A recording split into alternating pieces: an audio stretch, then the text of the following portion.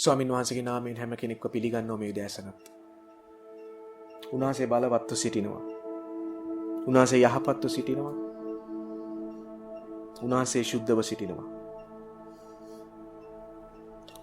අපි මේ කාලය තුල ඒ අධ්‍යයනය කරමින් සිටින්නේ ඒ අපට උන්වහන්සේ දී තිබෙනා වූ මේ ඇදහිල්ලේ මේ ඇදහිල්ලට මූලය මේ ඇදහිල්ලේ මේ මූලය ගැන නැත්නම් මේ අපි කියනවා දැනුම් තේරුම් ඇති බුද්ධිමත් නුවණක්කාර ඇදහිල්ලක් අපිට තියෙන්නේ. අපේ ඇදහිල්ල මිත්‍යා දෘෂ්ටික නොවන බව අපි දේව වචනේ බොහෝ කාරණාවල් වලින් අපි අධ්‍යයනය කරමින් සිටින මේ කාලය තුල අපි දැන් මේ කොටස් පහක් ගැන අපි කරලා දැන් අද 6 වෙනි කොටසට අප පැමිණිලා තිබෙනවා. ඒ අපි මට ගීතිකාවක් මතක් වුණා අර ජීවනේ මා සමිඳා මාහට ප්‍රේම කළා කල්වරියේ දිවි පුදලා පාපයෙන් මා මිදුවා. ඒ ගීතිකාවේ එක පරිච්ඡේදයක් එක ඒ වර්ස් එකක් තිබෙනවා. එතන තිබෙනවා අර මගේ දිවියේ සවිය ඔබයි මග පෙන්වන් සමිඳේ දෙව් වචනේ සත්‍ය තුල මා සංගවන් සමිඳේ. ඒ කොටස තිබෙනවා ඒ ගීතිකාවේ. බලන ඒ ගීතිකාවේ ඒ දෙව් වචනේ සත්‍ය තුල මා සංගවන් සමිඳේ. අපි දැන් මේ අධ්‍යයනය කරමින් ඉන්නේ. අද උන්වහන්සේගේ දරුවන් ලෙස ඕනම ස්ථානයක උන්වහන්සේගේ නාමයෙන් දෙදෙනෙක් තුන් දෙනෙක් රැස් වෙලා උන්වහන්සේගේ පාමුල සිටින අය උන්වහන්සේගේ පාමුල සිටමින් මොනෑම හෝ ස්ථානයක සිටමින් සැබෑ වූ දේව ඒ සේවකයෙක් නැත්නම් ඒ දරුවන්ගේ ඒ සහෝදරයන්ගේ වචනයක් අසමින් උන්වහන්සේගේ වචනය තුල සාර වූ ඉගැන්වීම තුල යම් පමණක කිතුණුවන් මේ උදෑසනත් ගොඩ නැගෙනවද? ඔබ මම දේව වචනේ සත්‍ය තුලයි සංගවෙමින් සිටින්නේ. අද උන්වහන්සේගේ වචනේ සත්‍යතාවය තුල සැබෑ කිතුණුවන් සංගවෙන්න ඕන කාලයක අපි සිටින්නේ. බොහෝ විරුද්ධ දේවල්, දේව වචනයට පටහැනි දේවල්, දේව වචනය ප්‍රතික්ෂේප කරන දේවල් කිතුණුවන්ම ඈඳා ගනිමින් අද සභාව ලෝකයට අනුගත වෙමින් සිටිනවා. නමුත් උන්වහන්සේ රෙමෙන්ට් එකක් තෝරගෙන තිබෙනවා නිතරම. අපි උන්වහන්සේගේ මේ දේව වචනේ මේ සාරෝ ඉගැන්වීම තුල ඒ සත්‍යතාවය තුල අපි සංගවෙන්න ඕන හැම මොහොතකම. අපි සංගවෙන්න ඕන හැම මොහොතකම. උන්වහන්සේ බලවත්ව සිටිනවා. හලලුයා. අපි දාතේ බලමු. අපි ගිය සතිය අපි මතකයි අපි අධ්‍යයනය කරා ඒ දෙවියන් වහන්සේ ඒ යාකොබ්ට ප්‍රකාශ වීම ගැන අපි යම් කාරණාවල් කතා කරා. පසුව අපි ඒ ඊශ්‍රායලයේ ගෝත්‍ර 12 ඒ දරුවන් ආපු විදිහ ඒ යාකොබ්ගේ කාරණාවල් බොහෝ දේවල් අපි කතා කරා. යාකොබ්ට උන්වහන්සේ අර ආබ්‍රහම්ට වෙච්ච පොරොන්දුව අලුත් කිරීම ඇතුළු දේවල්. ඒ වගේම අපි යම් ප්‍රමාණයකට යෝසෙෆ් ගැනත් කතා කරා. ඒ යෝසෙෆ් ඒ මිසරේ පාරාවට දෙවනි ඉනිමින් ඒ අධිපතියෙක් බවට පත්වෙච්ච දේවල් සහ මිසරයට ආපහු ඒ සාගතය තුල වෙච්ච ආ කාරණාවල් අපි යම් ප්‍රමාණයකට අධ්‍යයනය කළා. මම මේක නැවත කතා කරන්න යන්නේ නැහැ. ඒ දේවල් තුල අපි දැක්කා ඒක ඒ ඊජිප්තු ලේඛනවල පවා ඒවා වාර්තා වෙලා තිබෙනවා. දාන්නේ ගබඩාවල් පුරාවිද්‍යාව තුලින් සොයාගෙන තිබෙනවා. ඊජිප්තු ලේඛනවල රාජ්‍ය ලේඛනවල පවා මේ සිද්ධීන් වාර්තාගත වෙලා තිබෙනවා. අපි දකිනවා ඒ ක්‍රිස්තුස් වහන්සේගේ කාලයේදී ස්තේපන්ව මරන්න ඉස්සෙල්ලා ස්තේපන් බලවත් බයිබල් අධ්‍යයනයක් දෙනවා. බලවත් දේශනාවක් දෙන වෙලාවේ ස්තේපන් පවා මේ ඒ පාරාවෝගේ කාරණාවල් නැත්නම් ඒ මිසරේ ආණ්ඩුකාරයා විදියට යෝසෙෆ්ව පත් කරලා ඒ වෙච්ච සිද්ධිය මේ පමණ අවුරුදු දහස් ගණනාවකට පස්සේ ස්තේපන් පවා ඒක ප්‍රකාශ කරනවා. මේ දේවල් හරහා අපි අද 6 වෙනි කොටසට මේ අධ්‍යයනය අපි පැමිණියා. අපි දකිනවා ඊශ්‍රායලරු දැන් මේ යෝසෙෆ්ගේ කාරණාවල් එක්කත් සමගම අපි දකිනවා පසුව ඔබ මේවා කියවලා බලන්න. මම මේ කියන දේවල් ඔබ උප්පත්ති 44 වෙනි පරිච්ඡේදය, 45 වෙනි පරිච්ඡේදය, 46, 47, 48, 49, 50. ඒ පරිච්ඡේද ඔක්කොම කියවලා බලන්න. මේ කියන දේවල් ඒවල තිබෙනවා. මම ඉක්මනින් මේ කියන්නේ. අපි දකිනවා දැන් මේ යෝසෙෆ් මිසරේ අධිපතියා බවට පත් වුණාට පස්සේ අපි දකිනවා යාකොබ් ඇතුළු යෝසෙෆ්ගේ සහෝදරයෝ යාකොබ් යෝසෙෆ්ගේ පියා ඒගොල්ලෝ මිසරයට එනවා. ඒක දෙවියන් වහන්සේ කියනවා. මම ඒවා කතා කරනවා. මම මේ උදෑසන යම් ප්‍රමාණයකට අපි දකිනවා ඊසායවලු මිසර දේශේ ගෝෂයෙන් නැත්තම් ගෝෂාන් කියනවා ගෝෂයෙන් කියන පළාතේ වාසය කළා. අදටත් ඒව තහවුරු වෙලා තිබෙනවා. ඊශ්‍රායල් දේශය, ඊශ්‍රායල් වරු ඒ ඊශ්‍රායලයේ සංස්කෘතිකමය දේවල් ඒ ගෝෂයෙන් ප්‍රදේශය අදටත් තිබෙන බව විද්වතුන් ප්‍රකාශ කරනවා. අපි දකිනවා උප්පත්ති 46 වෙනි පරිච්ඡේදයේ පළවෙනි පද 4 කියනවා ඊශ්‍රායල් තමා සන්තක සියල්ල රැගෙන. දැන් ඊශ්‍රායල් කියන්නේ කවුද? යාකෝබ්. ඒ යාකෝබ් වයෝවෘද්ධ වෙලා ඉන්නේ. දැන් යෝසෙප් හම්බ වෙලා දැන් යෝසෙප්ගේ සහෝදරයෝ යෝසෙප් එක්ක නැවත මුණ ගැසිලා වතාවල් කිහිපයක් කානාන් වල ඉඳන් ගෝෂෙන් වලට ආවා. ඒක බයිබලයේ වාර්තා වෙනවා වගේම ඒ පුරා ලේඛනවලත් ඒව වාර්තා වෙනවලු. වතාවල් කිහිපයක් එහාට මෙහාට ගමන් කරලා තිබෙනවා ගෝෂෙන් වල ඉඳන් කානාන්ට, කානාන් වල ඉඳන් ගෝෂෙන් වලට, ඊජිප්තුවට. මේවා වාර්තා වෙනවා. මේවා මේකයි කියන්නේ බයිබලයේ මේ ලියලා තිබෙන දේ. මේ සැබෑ කතා ප්‍රවෘත්තීන්, අපේ ඇදහිල්ලේ මූලයට හේතුකාරක වෙන මේ ප්‍රවෘත්තීන් මේවා අනිත් ආගම් දහම් දර්ශනවල තියෙන මිත්‍යා දේවල් නෙමෙයි. නිකන් පුරාවෘත්ත, නිකන් කටකතාවල් නෙමෙයි මේවා. මේවා සැබෑ සිදුවීම්. මං කිව්වේ භූමිකව සිදුවුණු සැබෑ සිදුවීම්.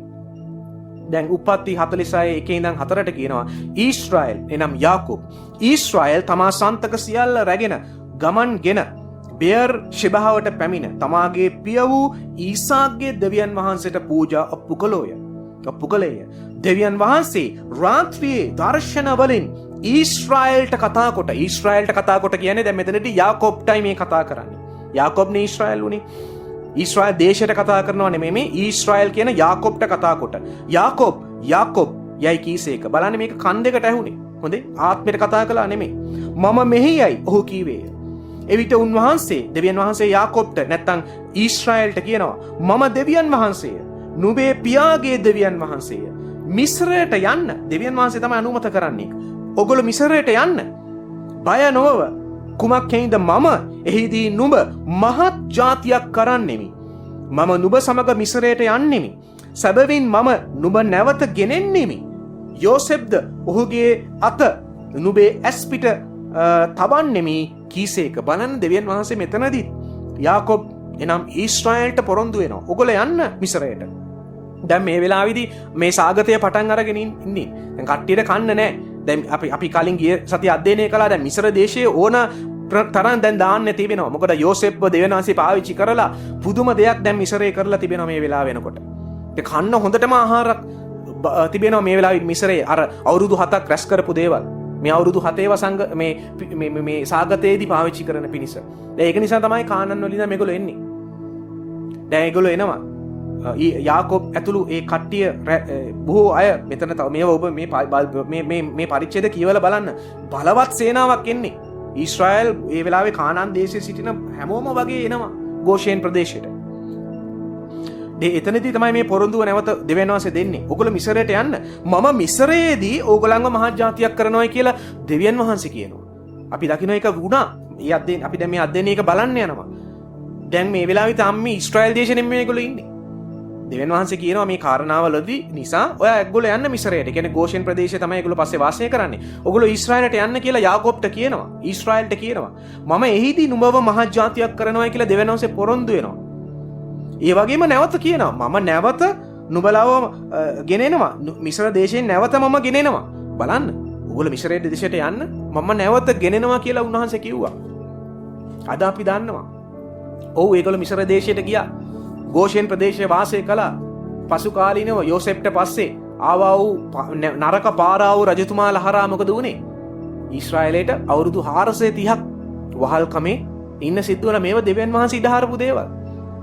ඒ අවුරුදු 430 තුල මොකද වුනේ? ඊශ්‍රායල් දේශය පුදුම විදිහකට ඒ ඊජිප්තු දේශයේදී වැඩි වුණා. දෙවියන් වහන්සේ ජීප පොරොන්දුව උන්වහන්සේ එලෙසම ඉෂ්ට කරා. වැඩි වීමනේ තමයි ඒගොල්ලන්ට බාධාවක් වුණේ, ප්‍රශ්නයක් වුණේ. මිස්ර දේශයේ ඉන්න මිනිස්සුන්ට වඩා අන්තිමට ඊශ්‍රායල් සෙනග වැඩි වුණා. ඒක ඒගොල්ලන්ට ප්‍රශ්නයක් වුණා. මේව බයිබලේ වාර්තා වෙනවා. අපි දකිනවා පස්සේ මොකද වුනේ? නැවත මෝසෙස්ව පාවිච්චි කරලා මිස්ර දේශයෙන් දෙවියන් වහන්සේ ඊශ්‍රායලක නැවත කානාන් දේශයට, පොරොන්දු දේශයට ගෙනාවා. පසු කාලිනව යොෂුව හරහා. මොකද මෝසෙස්ට යන්න බැරි වුණානේ. මෝසෙස්ගේ 16ක් වෙලා අර එයාට උදව් කරපු තරුණ කොල්ලා යොෂුවා දෙවියන් වහන්සේ පාවිච්චි කළා. මේවා මම මේ සාරාංශයක් විදිහට කියන්නේ. ඒවා අද දැන් මේ අධ්‍යයනයේ අද නෙමෙයි, තව ඉදිරියට මේවා අධ්‍යයනය කරනවා. මම මේ කියන්නේ දැන් ගෝෂේන් ප්‍රදේශයේ ඒගොල්ලෝ හිටියා. උප්පත්ති 46:28 කියනවා ගෝෂේන්ට යන මාර්ගයේ පෙන්වන පිණිස ඔහු, කියන්නේ යාකෝබ් තමාට පෙරටුව යුදා කියන පුතාව යුදා යෝසෙප් වෙතට යැවීය. ඔහු ගෝෂේන් දේශයට පැමිණියෝය. බයිබලයේ වාර්තා වෙන දේ පුරා විද්‍යාව තහවුරු කරනවා. ලේඛන පුරා ලේඛන තහවුරු කරනවා. ගෝෂේන් ප්‍රදේශයට පැමිණියා.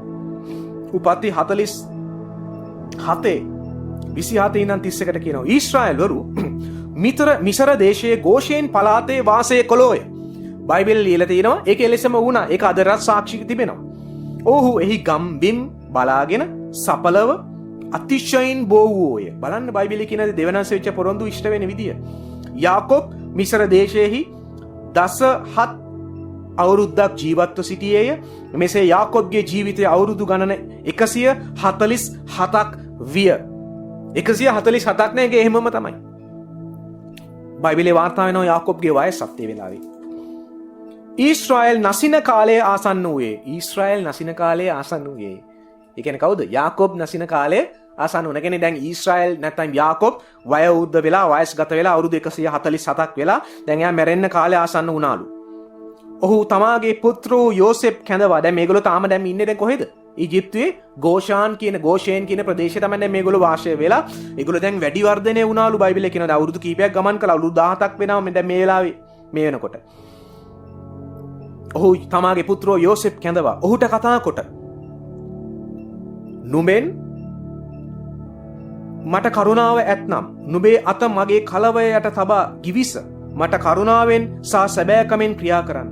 මිසරයෙහි මා තැම්පත් නොකරන්න. බලන්න යාකෝබ් නැත්නම් ඊශ්‍රායල් තමාගේ පුත්‍රයා වන යෝසෙප්ගෙන් ඉල්ලනවා මම දැන් මැරෙන්න කාලය ළඟයි. මට වා දියුලන්න දියුරීමකට එන්න ඔයා මාත් එක්ක පුතේ. මම මැරුණම මාව මිසරේ තැම්පත් කරන්න එපා කියලා යාකෝබ් කියනවා. ඊට පස්සේ මොකද උනේ? මාගේ පියවරුන් සමග මා සැතපුණු කල්හි මිසරයෙන් මා ගෙන ගොස් ඔවුන්ගේ සොහොන්පලෙහි මා තැම්පත් කරන්නයි කීවේය. ඔබ කී ලෙසම මම කරන්නෙමි යෝසෙප් යාකෝබ්ට කියනවා. එවිට ඔහු මට දිවුරන්නයි කීය. ඔහු දිවුලේය.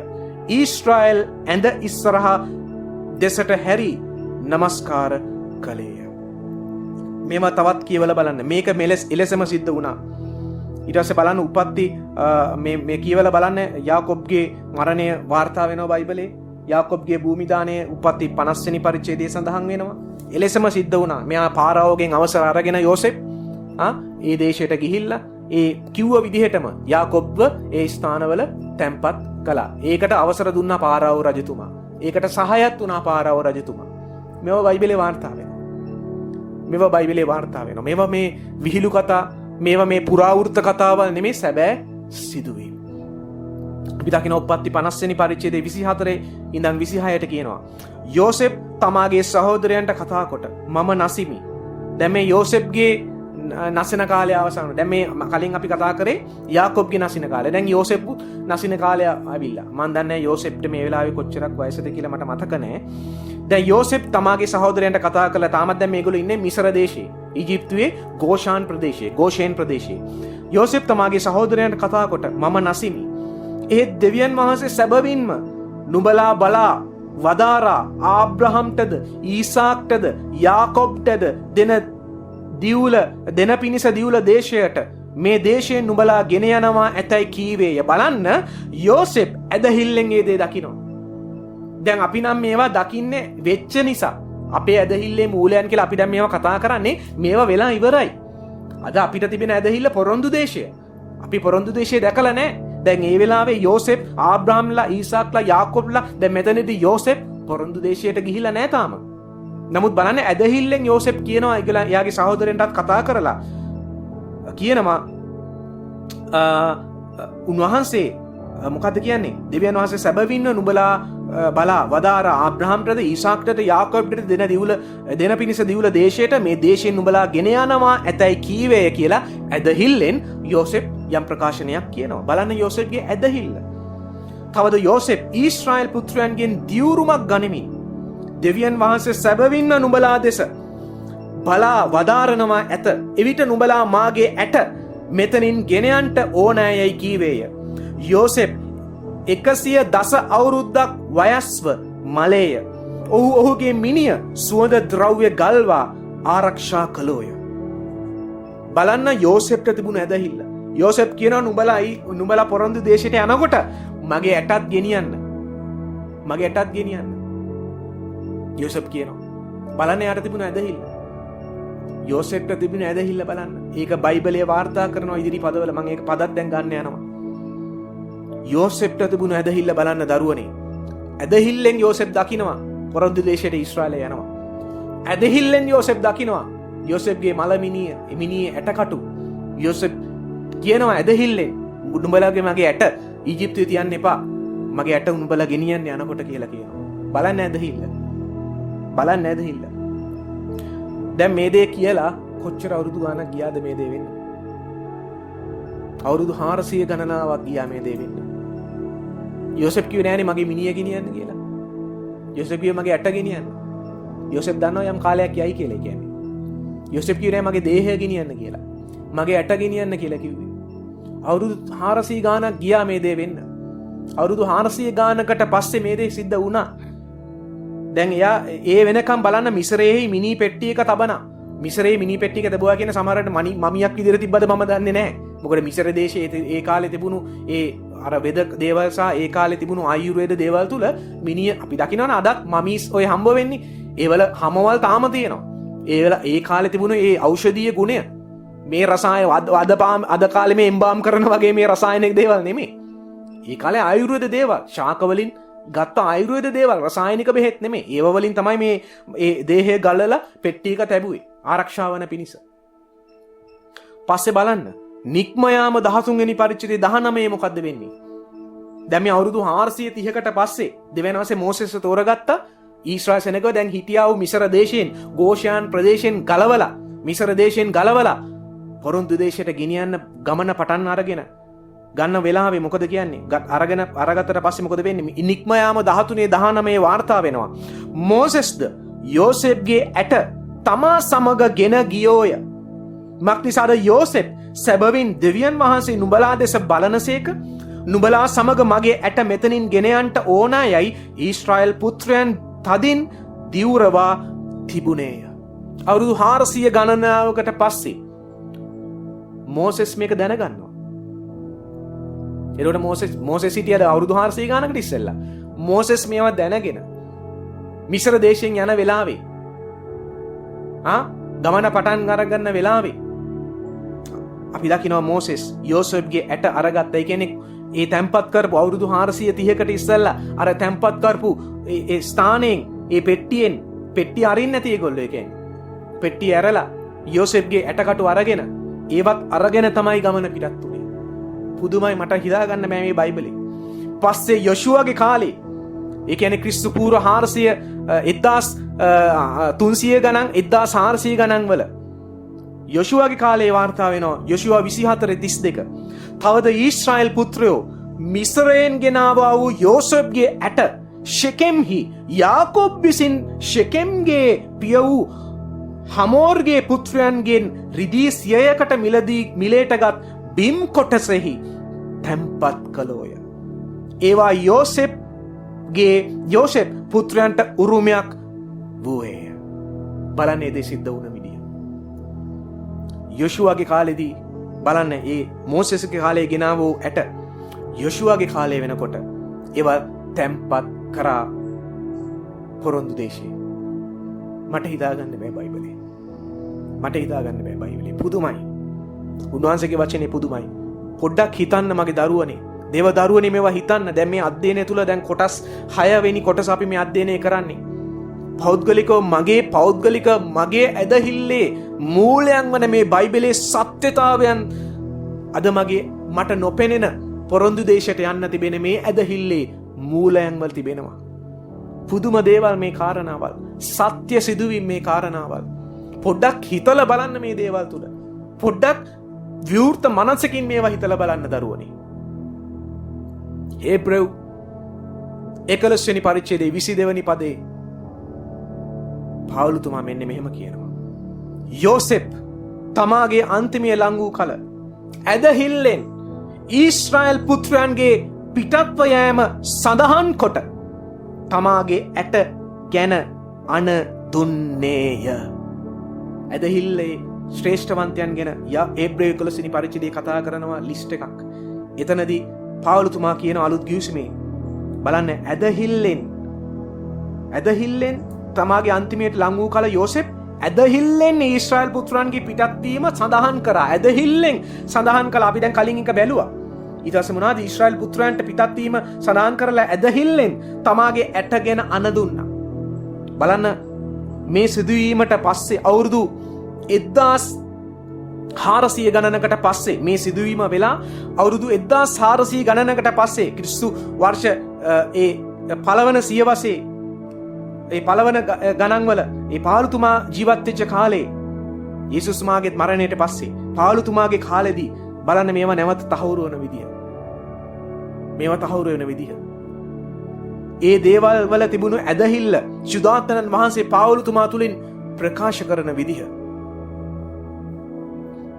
මෙන්න මේක තමයි බයිබලයේ තිබෙන ආශ්චර්යය. දාවිත්තුමා එක තැනකදී කියනවා ඔබ වහන්සේගේ ව්‍යවස්ථාවේ ආශ්චර්යය මට දකින්න සලස්වන්න කියලා ගීතාවලිය පොතේ ලියලා තිබෙනවා. මෙන්න මේවා තමයි දරුවනේ ආශ්චර්යය. බයිබලයේ සඳහන් වුණා මේ කසබෑ කතා පොරොත්තුයින් කාලබකාණු අනුව ඒවවල සිදුවීම ඒවා අදටත් පුරාවිද්‍යාව තහවුරු කිරීම ඊශ්‍රායල් පරම්පරාව ඊශ්‍රායල් වංශය සාක්ෂිකරුවන්ව සිටින මේ කාරණාවල් සම්බන්ධව මට නම් පුදුමයි උන්වහන්සේගේ වචනය. අපි දකිනවා නික්මයාම 1 පළවෙනි පද 7 වල කියනවා මිස්රයට පැමිණි. දැන් මම නැවත අර අමතර කාරණාවක් කිව්වේ. නැවත මම මේ ගෝෂාන් ප්‍රදේශයේ ජීවත් වුණු කාරණාව ගැන නැවත මම එතනට එනවා දැන්. මිස්රයට පැමිණි ඊශ්‍රායල් පුත්‍රයන්ගේ නාමවල නම් රූබෙන්, සිමියෝන්, ලෙවි සහ යුදා, ඉස්සාකර්, සබුලෝන් සහ බෙන්ජමින්, දාන් සහ නප්තලි. අර කලින් අපි ගිය අධ්‍යයනයන් වල කතා කරපු අර ගෝත්‍ර වල නම් මේ ගාද් සහ ආශේරිය. යාකොබ් කැටුව මේ එක මනුෂ්‍යයා සහ ඔහුගේ ගෙයි වැසියෝ ආවෝය. පස්වෙනි පදය. යාකොබ්ගේ කටියෙන් උපන් සියල්ලෝ 70 දෙනෙක්ය. යෝසෙප් මිස්රයට ගොස් සිටියේය. යෝසෙප්ද ඔහුගේ සියලු සහෝදරයෝද ඒ මුළු පරම්පරාවද මලෝය. ඊශ්‍රායල් පුත්‍රයෝ සපලව බොහෝසේ වැඩි වෙමින් බෝවි අතිශයින් බලවත් වූය. දේශය ඔවුන්ගෙන් පිරුණේය කියලා බයිබලයේ වාර්තා වෙනවා. දැන් මේ ගෝෂෙන් ප්‍රදේශයේදී මේගොල්ලෝ වැඩි වෙලා බෝ වෙලා අතිශයින් බලවත් වුණා කියලා බයිබලයේ කියනවා. ඊට පස්සේ නික්මයාම පළවෙනි පරිච්ඡේදෙම 8 වෙනි පදයේ ඉඳන් 11ට කියනවා ඔවුන් වහල් වී සිටීම ගැන. තවද යෝසෙප් නාඳුනන අලුත් රජෙක් මිස්රයේ කෙරෙහි පත් වුණේය. ඔහු තමාගේ සෙනගට කතා කොට බලව ඊශ්‍රායල් පුත්‍රයන්ගේ සෙනග අපට වඩා බොහෝව වඩා බලවත්ව සිටි. එන්න ඔවුන් බෝ නොවන පිණිසත් යම් යුද්ධයක් සිදු වන කල අපේ සතුරන්ට එක්ව අපට විරුද්ධව සටන් කොට දේශයෙන් පිටවී නොයන පිණිසත් ඔවුන් සමග නුවණින් ක්‍රියා කරන්මුයයි කීවේය.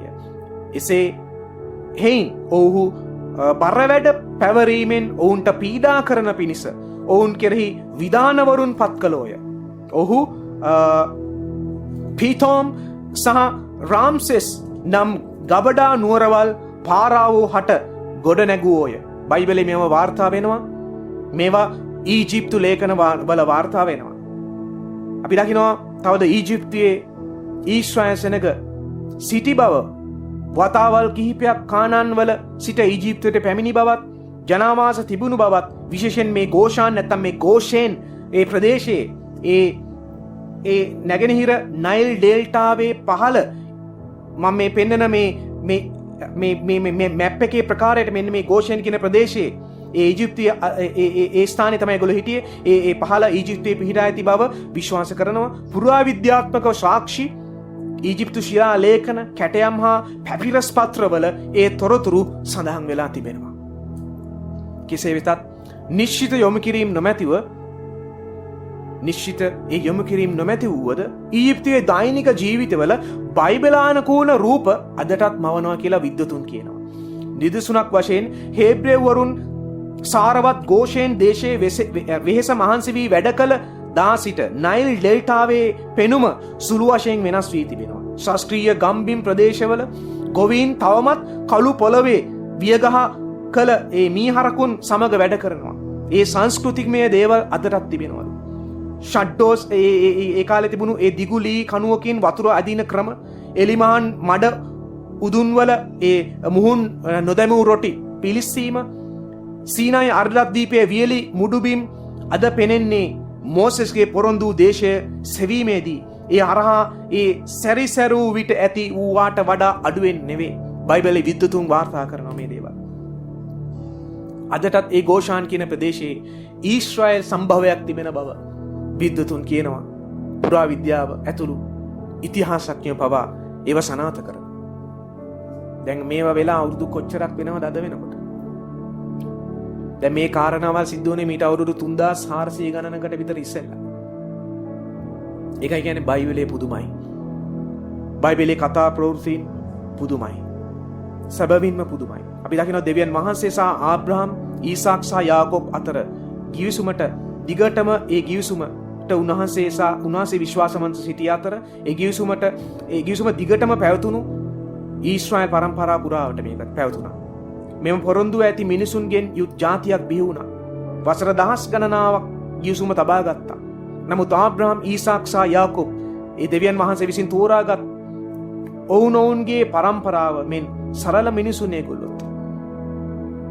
දෙවියන් වහන්සේ සමග ඇති කරගත් ගිවිසුම මනුෂ්‍යත්වයේ සරල බව තුල පවා පැවතුණා. උන්වහන්සේ සාමාන්‍ය මනුෂ්‍යයන්ව තෝරගත්තේ. මහා ලොකු දේවල් නෙමෙයි. සරල බව මනුෂ්‍යත්වයේ. දෙවියන් වහන්සේ මනුෂ්‍යත්වයත් සරල වූ මනුෂ්‍යත්වයත් එක්ක උන්වහන්සේ ඇසුරුණා. උන්වහන්සේ ගනුදෙනු කරා. උන්වහන්සේ ගිවිසුම් ගැසුවා. නව ජාතියක් පිළිබඳව පොරොන්දුව ඉටු කිරීම සඳහා ගිවිසුමක්, ඒ ගිවිසුම් රකින්නෝ බොහෝ බාධක සහ ඒ බොහෝ දේවල් ජයගත්තා මේ ඉතිහාසයේ පුරාවට. ඊසාක්ව පූජා කිරීමට ආඥාව හරහා ආබ්‍රහම් දෙවියන් වහන්සේ අනුගමනය කළා. ආබ්‍රහම් සහ ඊසාක් දෙදෙනාටම තම භාර්යයන්ගේ වඳභාවයේ වේදනාව දැනුවත් ඒ පවුල් ඒ තිබුණත් ඒ දෙවියන් වහන්සේගේ මැදහත් වීම තුල ඒ පවුල් පෙළ දිගටම පැවතුණා. ඇතැයි විශ්වාස කළා. යාකෝබ් දෙවියන් වහන්සේ සමග ඇති වූ අරගලයෙන් ජයගත් අතර ඒ ඔහුගේ මුළු ජීවිත කාලය පුරාම ඔහු අබ්බගාත බාටපත් කළා. තෝරාගත් සෑම බහාරයක්ම දුර්වල තේරීම් සහ වඳභාවය සම්බන්ධ පරීක්ෂාවන්ද ජයගත්තා. මෙම ගැටලු සමග වුවද ගිවිසුම දිගටම පැවතුණා. ඊශ්‍රායල්ගේ ගෝත්‍රවලින් එක් නව පරම්පරාවේ රකින්නන් සමග ගිවිසුම දිගටම විකාශනය වෙමින් වර්ධනය වුණා. ක්‍රිස්තියානි දෘෂ්ටි කෝණයකින් අපි බැලුව විට දෙවියන් වහන්සේ ආබ්‍රහම්, ඊසාක් සහ යාකෝබ් සමග ඇති කරගත් ගිවිසුම අපට අගය කළ හැකි. අද අපි ඒව දකින්න වෙලා ඉවරයි. අපට දැන් තේරුම් ගත හැකි යේසුස් වහන්සේගේ ජීවිත පූජාව තුළින් මේ කාරණාවල් කොහොමද යන්නේ කියන දේ. මොකද මේ හැම දෙයක්ම ෆෝෂැඩෝ එකක් විදිහට තිබුණා යේසුස් වහන්සේගේ කාරණාවට. මෙසියස් වහන්සේ වෙනුවෙන්, ඊශ්‍රායල් වෙනුවෙන් ආපු මෙසියස් වහන්සේ. උන්වහන්සේ මෙසියස් ඊශ්‍රායල් වරු මෙසියස්ව පිළිගත්තේ නැහැ. අපි දකිනවා බොහෝ දේවල්. දැන් මේ අවුරුදු 4000ක ඊශ්‍රායල් වංශයේ ඉතිහාසය ගැන අපි කතා කරමින් ඉන්නේ. තවත් තිබෙනවා. මම මේ මැද හරියදී මේ සාරාංශයක් නැවත කිව්වේ. අපිට තිබෙන මේ ඇදහිල්ලේ මූලයන් කොච්චර බලවත්ද? හේබ්‍රේව පොතේ පාවුලුතුමා ශ්‍රේෂ්ඨ ඇදහිලිවන්තයන් කියලා මේ ලිස්ට් එකක් ගන්න ස්ථානයේ මේ කාරණාවල් සඳහන් කරන්නේ ඇයි? ඇදහිල්ලෙන් මේ දේ කළා ඇදහිල්ලෙන් නොවා නැව හැදුවා. ඇදහිල්ලෙන් යාකෝබ් මෙහෙම කරා. ඇදහිල්ලෙන් මේ දේවල් අපි දැන් ඇදහිල්ලෙන් යෝසෙෆ් අන කරා ඇට ගිනියන්න. ඇදහිල්ලෙන් එයා දැක්ක පොරොන්දු දේශයට ඊශ්‍රායල් ආය යනවා. බලන්න මේ කාරණාවල්. දැන් මේ දේවල් වෙලා ඉවරනේ.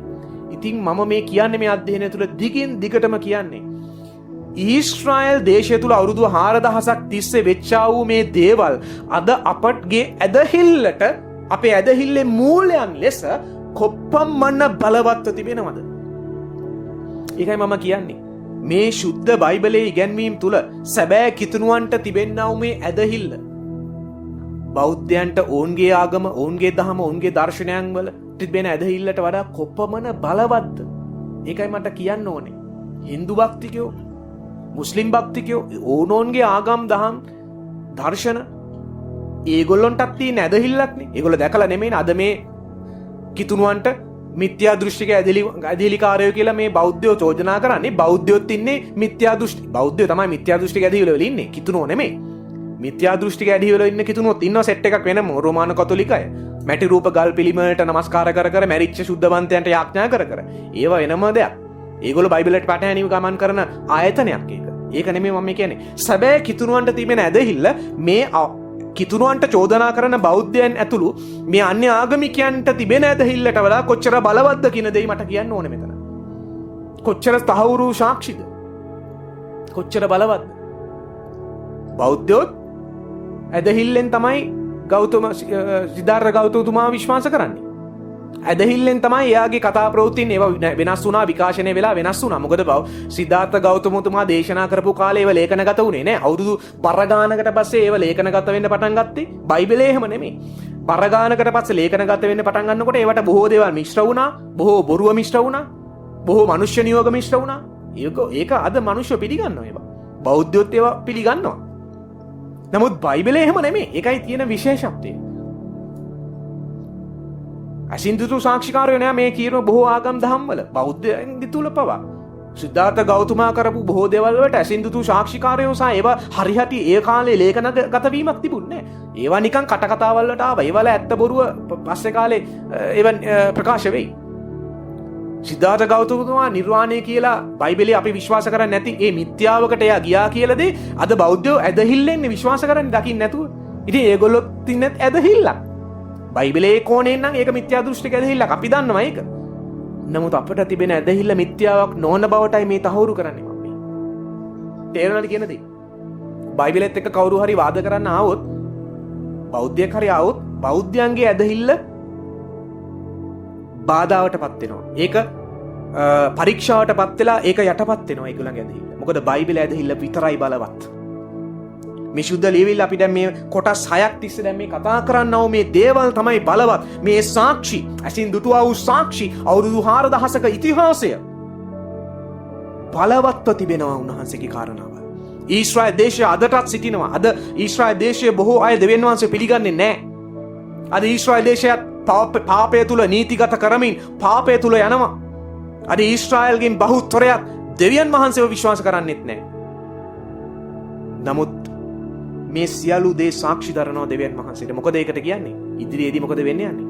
දෙවියන් වහන්සේ ඊශ්‍රායලයට දඬුවම් කරන්න යනවා. ඒගොල්ලන්ගේ අභක්තියට දෙවියන් වහන්සේ දඬුවම් කරන්න යනවා. බයිබලයේ වාර්තා කරනවා ඉදිරියේ. ඊශ්‍රායලෙන් 3න් 2ක් මැරෙන්න යනවා. මම නෙමෙයි කියන්නේ බයිබලයේ වාර්තා කරනවා. ඊශ්‍රායල් ජනතාවෙන් අද වර්තමානයේ අපි හිතමු බිලියන 8ක් මම දන්නේ නැහැ. කොච්චරද කියලා මට මතක නැහැ. ඒ ඉන්න ජනගහණයෙන් 3න් 2ක් මැරෙන්න යනවා. ඉතිරි වෙන 3න් 1 යේසුස් වහන්සේ ඔලීව කන්දට එනවා. S2කින් දකින්න යනවා. මේවා බයිබලයේ වාර්තා කරනවා. අවුරුදු 4000ක ඉතිහාසයේ දෙවියන් වහන්සේ ආබ්‍රාම්, ඊසාක්, යාකොබ්ලා, යෝසප්ලා, මෝසෙස්ලා මේ බොහෝ ඇදහිලිවන්තයන්ට කතා කරපු දේවල් අද ඉෂ්ට වෙලා හමාරයි. ඒක අද අපි අවුරුදු 4000ක ඉතිහාසයට පස්සට හැරිලා බලනකොට අපි දකිනවා. දෙවියන් වහන්සේ දුන්නා වූ මේ බලවත් පොරොන්දු ඇදහිල්ලෙන් ඒගොල්ලෝ විශ්වාස කරපු ඒ දේවල් අද අපි දකිනවා. ඒගොල්ලෝ ඇදහිල්ලෙන් හිටියත් අද අපිට ලොකු ඇදහිල්ලක් ඕනේ. අපි දකිනවා ඒ දේවල් ඉෂ්ට වෙලා තිබෙනවා. එහෙමනම් අපිට ප්‍රශ්නයක්ද දෙවියන් වහන්සේ ඉදිරියේදී වෙන්න යන දේවල් වෙන්න යන්නේ නැද්ද? ඒ කියන්නේ අපිට ඒක ප්‍රශ්නයක්ද? අපිට ප්‍රශ්නයක් නෙමෙයි. බයිබලයේ කියනවා දෙවියන් වහන්සේ මේ අවුරුදු 7ක් තුල ඒ යාකොබ්ගේ අභක්තිය දුරු කරන්න යනවා. අවුරුදු 7 පීඩා කාලය තුල දෙවියන් වහන්සේ මුළු ලෝකයට උන්වහන්සේගේ උදහස වගුරුවන්ට යනවා. ඒක එලෙසම වෙන්න යනවා. ඒක කිසිම ආගමිකයක, කිසිම ආගමකට, දහමකට, කිසිම රජයකට, චීනයට, උතුරු කොරියාවට, ඉස්ලාම් ආගමකට ඒව නවත්තන්න බෑ. ඒකයි මම මේ කියන්නේ. ඒකයි කිතුනුවන්ට තියෙන බලවත් ඇදහිල්ල, කිතුනුවන්ට බයිබලයේ තිබෙන බලවත් මේ කාරණාවල් ගැනයි අපි අධ්‍යයනය කරන්න. අපි අර කලින් පටන් ගන්න වෙලාවේ අර ගීතිකාවේ කොටසක් කිව්වේ. දේව වචනේ සත්‍යතාවය තුල අපිව සංගවන්න. දේව වචනේ සත්‍යතාවයන් තුලයි අපි මේ සංගවෙමින් ඉන්නේ. තේරෙනවද පුතේ? තේරෙනවද? උනාසේ බලවත්ව සිටිනවා. අපි දකිනවා පසු කාලිනව මේ දේවල් වුණා. දැන් අවුරුදු 400ක් ගමන් කරලා අවුරුදු 400ක් තිස්සේ ඊශ්‍රායල් සෙනග මිශ්‍ර දේශයේ වහල්කම තුල ඉඳලා බොහෝ දේවල් වුණා. මම මේවා ඔක්කොම කියන්න යන්නේ නැහැ. ඔයගොල්ලෝ මේ උප්පත්ති පොතේ පරිච්ඡේද ඔක්කොම කියවලා බලන්න. පස්සේ නික්මයාම පරිච්ඡේද කියවන්න. අපි දකිනවා ක්‍රිස්තු පූර්ව 1400 ගණන් වලම මෝසෙස්ට දෙවියන් වහන්සේ ප්‍රකාශ වෙනවා. මෙන්න ඊළඟ අධ්‍යයනයේ කොටස අපි දැන් යන්නේ. ඒ කියන්නේ මීට අවුරුදු 3400කට ඉස්සෙල්ලා මෝසෙස්ට දෙවියන් වහන්සේ ප්‍රකාශ වෙනවා. මෝසෙස් ගැන මම මෙතන මුලින් කියන්නේ නැහැ. මෝසෙස් ගැන ඔබ අධ්‍යයනය කරන්න කොහොමද වුනේ? එයා කුඩා කාලේ අර මේ පන් පෙට්ටියක දාලා එයාගේ ජීවිතේ බේරිලා පාරාවෝගේම රජවාසලට ඇවිල්ලා පාරාවෝගේ දුව දන්නෙත් නැහැ. කොහොමද දෙවියන් වහන්සේ පාරාවෝගේම රජභූමිය තුල මෝසෙස්ව අවුරුදු ගණනාවක් පෝෂණය කරලා ඒ ශාස්ත්‍රය සකල ශාස්ත්‍ර ඉගෙනගෙන පසු කාලයේ කොහොමද තව අවුරුදු ගණනාවක් මිස්ර දේශයෙන් පැනලා දුහන්න වෙලා එහෙදිත් උන්වහන්සේ පුරුදු පුහුණු කරලා මෝසෙස් දැන් මේ වෙනකොට මෝසෙස්ව හොඳට උන්වහන්සේ හොඳට පදම් කරලා හදලා තියෙන්නේ මේ වෙලාවේ මෝසෙස්. දැන් මම මේ පරිච්ඡේදයේ කියන පරිච්ඡේදයට එනකොට නික්මයාම 3 වෙනි පරිච්ඡේදයේ පළවෙනි පද අපි බලනවා. මෝසෙස් වනාහි තමාගේ මාමා වූ මිදියන්හි පූජක වූ යෙත්‍රෝගේ එළු බැටළු රැළ බලා ගනිමින් සිටියේය. ඔහු එළු බැටළු රැළ වනාන්තරයේ එහා පැත්තට ගෙන ගොස් දෙවියන් වහන්සේගේ කන්දට එනම් හොරෙබ්ට පැමිණියේය. ස්වාමින් වහන්සේගේ දූතයා පඳුරක් මැද ගිනි ජාලාවක සිට ඔහුට පෙනුනේය. ඔහු බලා සිටියේය. බලව පඳුර ගිනි ඇවිල තිබුණු නමුත් දාලා නොගියේය. පඳුර ගිනි ඇවිලලා තිබුණාට පඳුර පිච්චුනේ නැහැලු. 3 වෙනි පදේ එවිට මෝසෙස් මම දැන් අහකට හැරී පඳුර දාලා නොගියේ මක් නිසාද යන මේ මහත් දර්ශනය බලන්නෙමි කීය. ඔහු බලන පිණිස හැරී යන බව ස්වාමින් වහන්සේ දුටු කල දෙවියන් වහන්සේ පඳුර මැද්දෙන් මෝසෙස් මෝසෙස් කියා ඔහුට හඬ ගැසුවේය. මම මෙහියයි ඔහු කීවේය.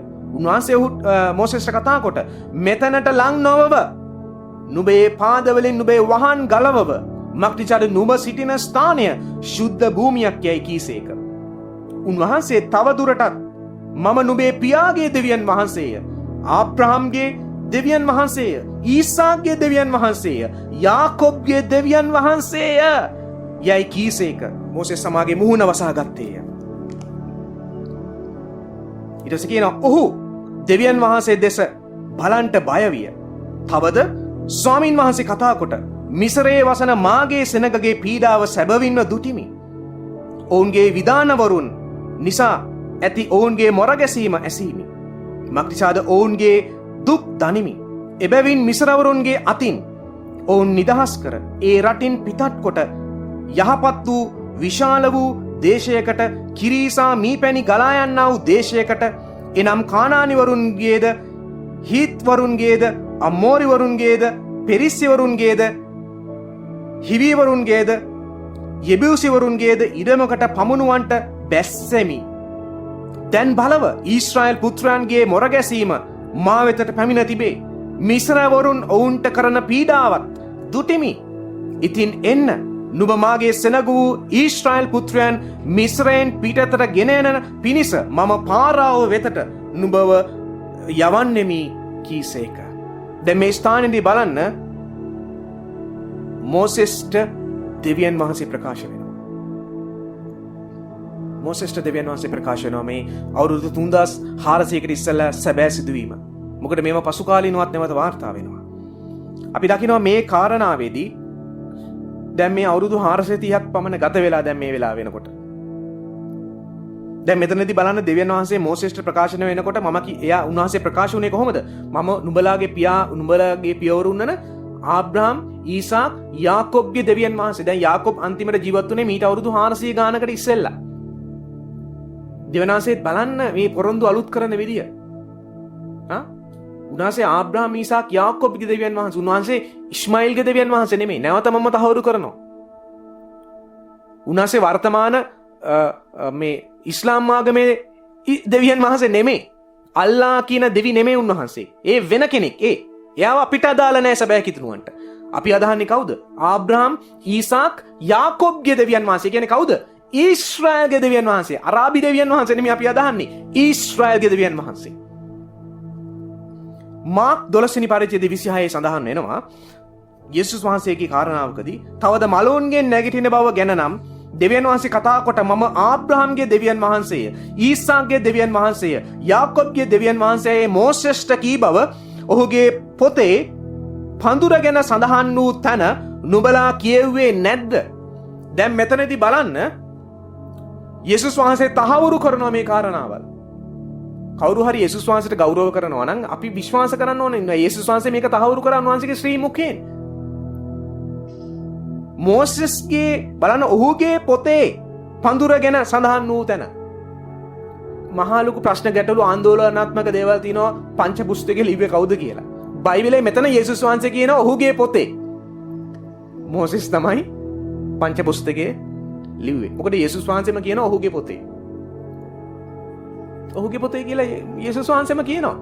යේසුස් වහන්සේ නිතරම කියන්නේ මම ආබ්‍රහාම්ට ඉස්සර හිටියා. මෝසෙස්ට ප්‍රකාශ වුණේ කවුද?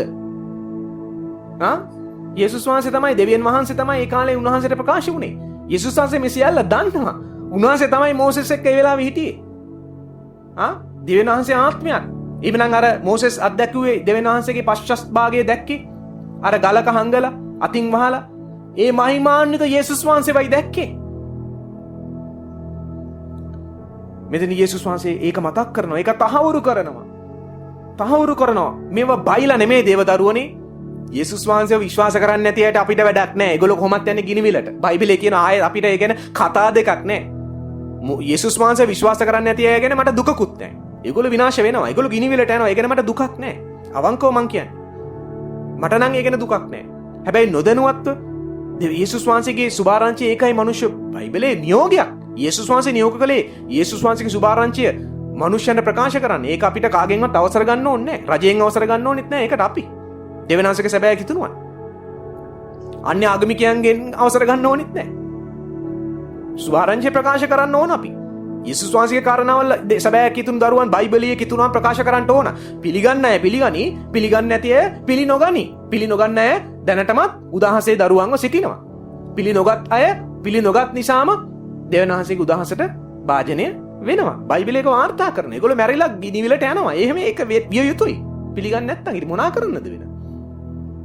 දැන් මෙතනදී යේසුස් වහන්සේ මේ පුරාණ ගීසුමේ අද කාලේ ඉඳන් බැලුවොත් නම් 3400ක්. නමුත් යේසුස් වහන්සේගේ කාලේ එක්ක බැලුවොත් එimhe ඊට අවුරුදු 1400 ගණනකට ඉස්සෙල්ලා ඒ වෙච්ච සිදුවීම යේසුස් වහන්සේම සනාථ කරනවා මේ වෙලාවේදී. ඒකම වාර්තා වෙනවා ලූක් පොතේ 20 වෙනි පරිච්ඡේදය 37 කියනවා. නමුත් මලවුන්ගෙන් නැගටුණු බව ලබන බව මෝසෙස් පවා පඳුර සම්බන්ධ කාණ්ඩයේහි ස්වාමින් වහන්සේ ආබ්‍රහම්ගේ දෙවියන් වහන්සේ, ඊසාක්ගේ දෙවියන් වහන්සේ, යාකොබ්ගේ දෙවියන් වහන්සේ කීමෙන් පෙන්වා දී තිබේ. අපි දකිනවා ලූක් 16 වෙනි පරිච්ඡේදය 31 ආබ්‍රහම්ද මෝසෙස්ගෙත් අනාගත වතුරුන්ගෙත් වචන ඔහු නොඅසත් නම් යමෙක් මලවුන්ගෙන් නැගටුණත් ඔවුන් විශ්වාස කරන්නේ නැත කියා ඔහුට කීවේ. දැක්කනේ? අද මේ මලුන්ගෙන් නැගිටීම් ගැනත් මහා ලොකු දේවල් කතා කරනවා. නමුත් බලන්න මෙතනදී යේසුස් වහන්සේ කියනවා ආබ්‍රහම්ද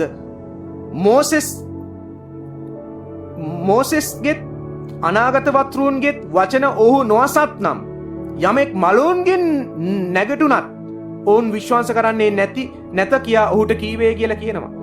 දැන් ඔබ මම මේ වචන විශ්වාස කරන්නේ නැත්නම් මලුන්ගෙන් කවුරු නැගිට්ටත් ඔබ මම දෙවියන් වහන්සේ යේසුස් වහන්සේ විශ්වාස කරන්න යන්නේ නැහැ. මේ හාස්කම් දැක්කයි කියලා යේසුස් වහන්සේ විශ්වාස කරන්න බෑ. උන්වහන්සේ හාස්කම් කරනවා අදටත්. උන්වහන්සේ අදටත් සුව කරනවා. නමුත් ඒවා නෙමේ මූලික දේ. දේව වචනයයි මූලික දේ. වචනේ සත්‍යතාවයයි මූලික දේ. බයිබලයේ කියනවා දෙවියන්වහන්සේගේ වචනේ මුළු අදහස නම් සත්‍යය කියලා බයිබලෙම සඳහන් කරනවා.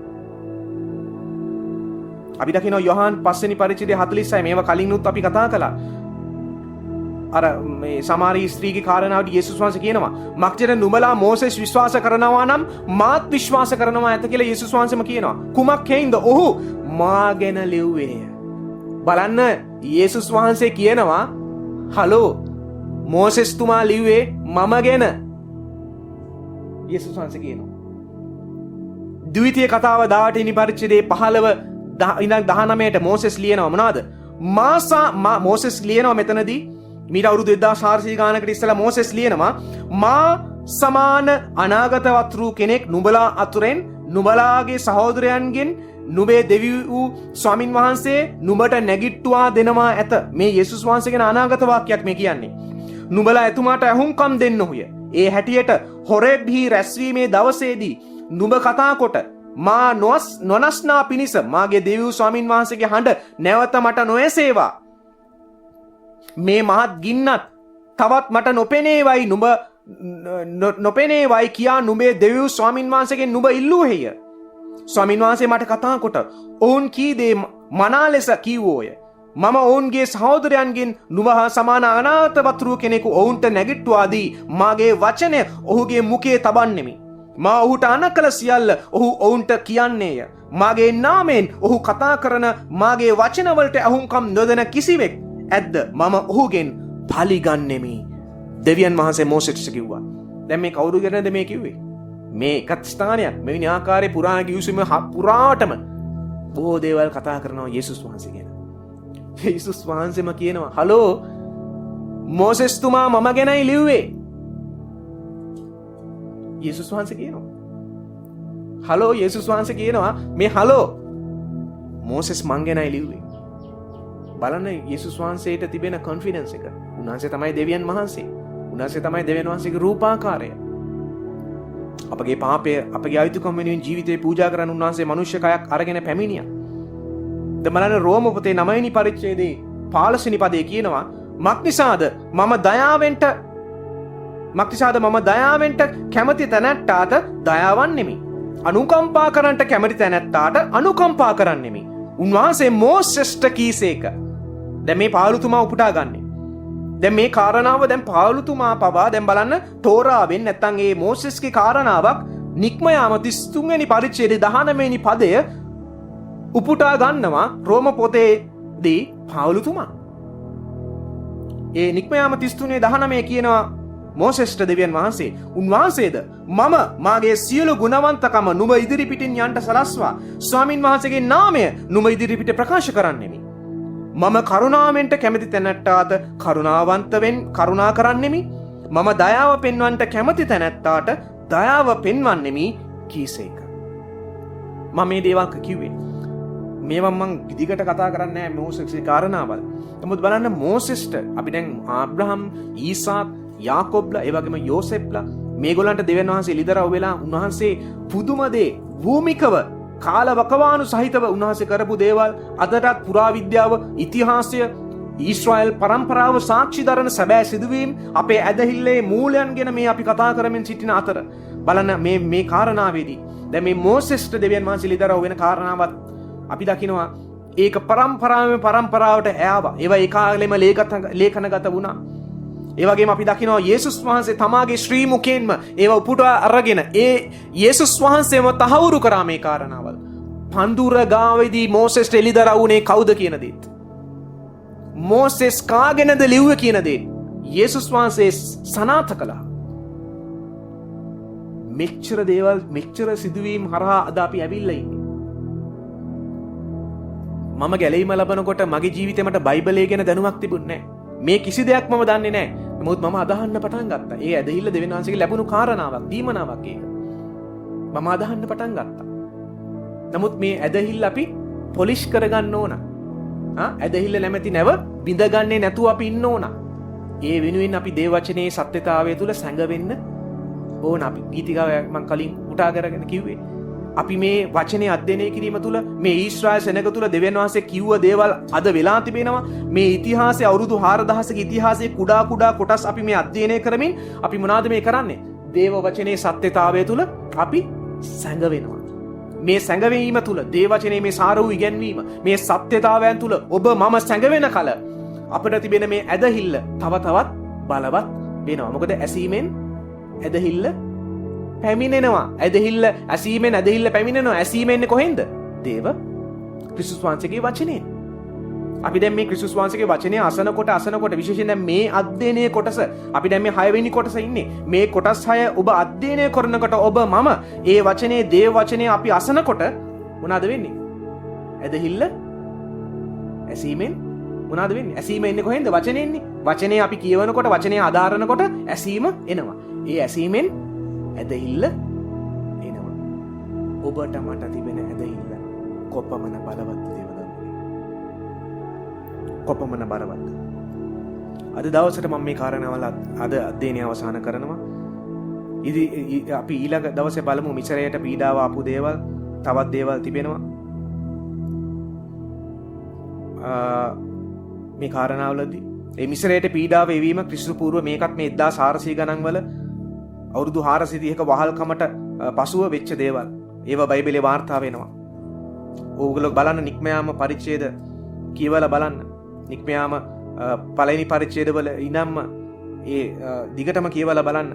මේ කාරණාවල් අපි දකිනවා බයිබලයේ වාර්තා වෙනවා. පළවෙනි පීඩාව වතුර ලේවීම, දෙවෙනි පීඩාව මැඩියෝ, තුන්වෙනි පීඩාව කිනිතුල්ලෝ, හතරවෙනි පීඩාව මැසි ಜಾති, පස්වෙනි පීඩාව ගව වසංගත, හයවෙනි පීඩාව ගඩු, හත්වෙනි පීඩාව ගල් වර්ෂාවල්, අටවෙනි පීඩාව පළඟැටියෝ, නවවෙනි පීඩාව ඝනාන්ධකාරය, 10වෙනි පීඩාව කුළුඳුලල් මැරීම. මේ හැමදේ දෙවියන් වහන්සේ කරන දේ බයිබලයේ වාර්තා වෙනවා. ඒවා ඊජිප්තු ලේඛනවලත් වාර්තා වෙනවා. ඒ මීට අවුරුදු 3400කට ඉස්සෙල්ලා මිස්රයට ඊජිප්තුවට පීඩාව එවලා වසංගත එවලා ඊජිප්තුවේ මිත්‍යා දෘෂ්ටික දෙවිවරුන්ට දෙවියන් වහන්සේ පහර ගැහැව්වා. ඔව්, දෙවිවරුන්ට පහර ගැහැව්වා. අදටත් දේව වචනය තුලින් අදත් ඉන්න දෙවිවරුන්ට පහර වදිනවා දෙවියන් වහන්සේගේ වචනයෙන්. එදා මිස්රවරුන්ගේ දෙවිවරුන්ට පහර වැදුනා වගේ අදටත් ඔය මිත්‍යා දෘෂ්ටික දෙවිවරුන්ට 33 කෝටියක් දෙවිවරුන්ට අදටත් දෙවියන් වහන්සේගේ වචනය තුලින් පහර වදිනවා. කරන්න දෙයක් නැහැ. ඒක තමයි අද කිතුණුවන්ට ගොඩක් අය කැමති නැති, බයිබලයට කැමති නැති. ඇයි? ඒගොල්ලන්ගේ දෙවි දේවතාවන්ට දේව වචනයෙන් දඩ බඩ ගාලා පහර වදිනවා. එදා මිස්රවරුන්ට පහර වැදිනවා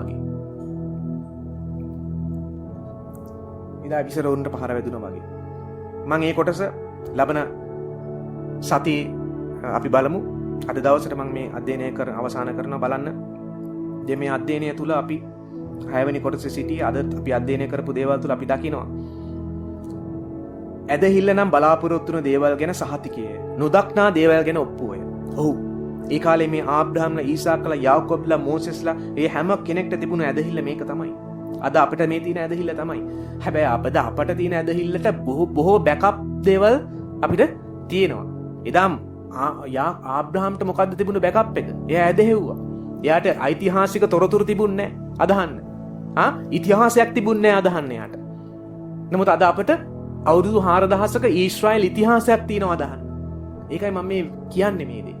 ඒ නිසා අපි තේරුම් ගන්න ඕන අපි මේ කතා කරන සැබෑ සිදුවීම්, ස්ථාන, භූගෝලීය පිහිටීම්, ඇසින් දුටු සාක්ෂිකරුවන් වන ඊශ්‍රායල් ජනතාව හරහා ලේඛනගතව අද අපට ලැබී ඇති මේ සත්‍යතාවයන් තුල අපි දෙවියන් වහන්සේව, එනම් දෙවියෝ යේසුස් ක්‍රිස්තුස් වහන්සේව අදහන්නේ මිත්‍යාවක් තුල නොව මේ දැනුම් තේරුම් ඇති බුද්ධිමත් නුවණක්කාර ඇදහිල්ල තුලින්ය. ඒ දේ තමයි මේ වචනය තුලින් දිගින් දිගටම සනාථ වෙන්නේ. අපි තවත් මේ අධ්‍යයනයේ කොටසකින් අපි නැවත හමු වෙන තුරු දෙවියන් වහන්සේ ඔබට මට ආශිර්වාද කරන සේක්වා. ආමෙන්.